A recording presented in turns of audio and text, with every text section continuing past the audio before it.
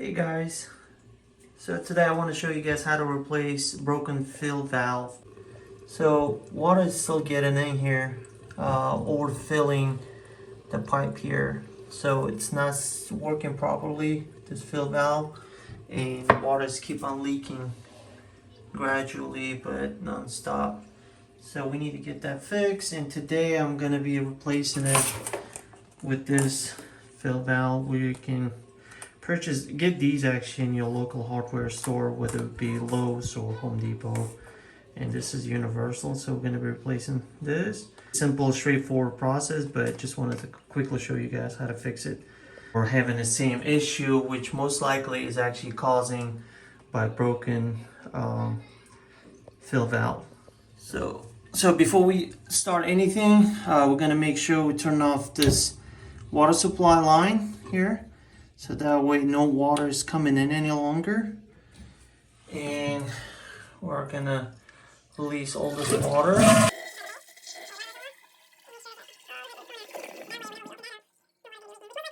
There's still a little bit of water, so I encourage you guys get in a small bucket or something, or like a pan where you can catch the water inside when you start losing this piece right here.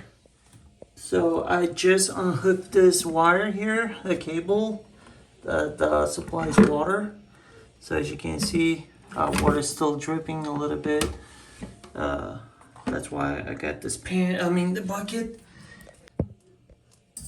There's this washer, right, that we need to remove in order to be able to get that out. That's what's holding that fuel valve in there in place.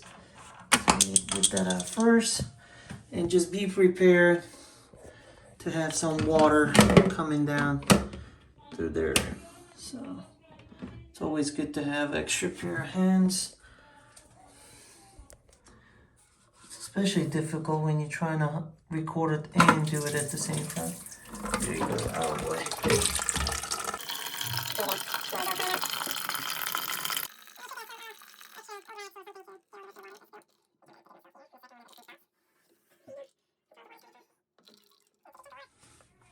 So I got this old rag here. I would just still leave it in there just because I feel that water is still kind of dripping. So I would recommend doing the same thing.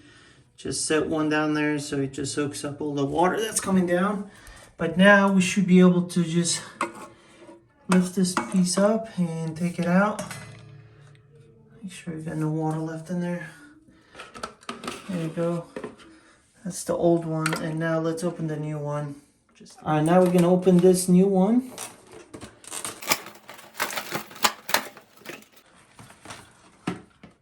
There you go. All right, so once you adjust the height, like I said, well, initially it'll be locked, so you just turn it clockwise to loosen it, and then once you lock the size, preferred size, the height, if you will, then you just turn it counterclockwise to lock it in place.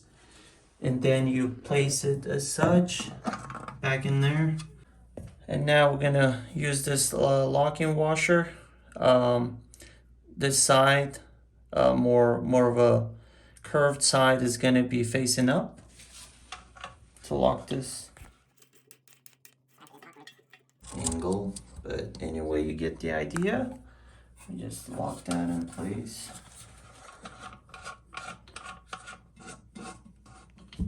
Here you go. Just hand jam it, right? Don't use any tools because these are plastic pieces. Next step is there's this clip, metal piece. I'm just going to insert it like this. This is the tube that came with. Plastic hose. There you go. And this side, the clip side, is going to go over here. That's to hold it in place. There you go. So the water can drip in here. Let's adjust it like this. You can cut this piece off if you want, but the other end is gonna go here. All right, guys. So here's what I did. This was the hose that came with. the black piece right here, and attach the clip, this metal piece over here, and you insert the other side, the other end of the hose into this piece right here. That's already coming out from this valve. There you go. And now, while we at it, we might as well just check, make sure this rubber piece is still in good shape, because after a little while they wear out, being constantly under the water.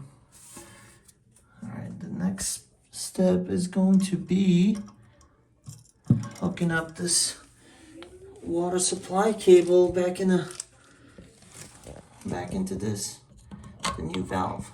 Let's do this. And remember, you are tightening everything with your hands. You're not using any tools or any metal pieces. Now, so everything is hooked up. There you go. Now we are ready to test it. So slowly we're gonna turn on this water supply valve. Put in the water. Let's see, there you go.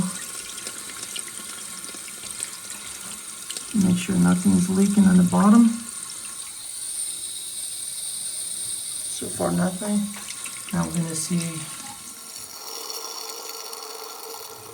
Alright, there you go. So it stopped. So make sure you mark the level and see it is what you wanted desirably.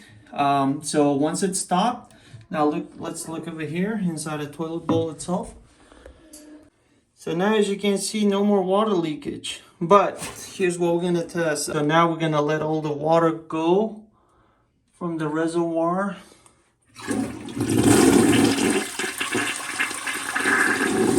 And just to make sure that we get proper amount of water build up there again before we close this procedure.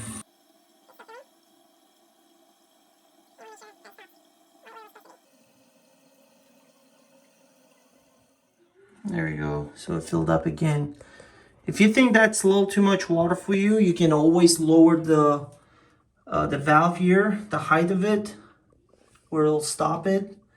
Otherwise, you can just leave it at that. You can also control the water flow by adjusting the knob here. If you don't want it too much water or too fast of a flow, you can always kind of tone it down a little bit. But otherwise, this is it, guys. Hope you guys find this to be helpful. I know it's a small process, but still some people may not have known how to fix this issue. But then there you have it. If you guys find this to be helpful, please give a thumbs up and share this video. Thanks for watching.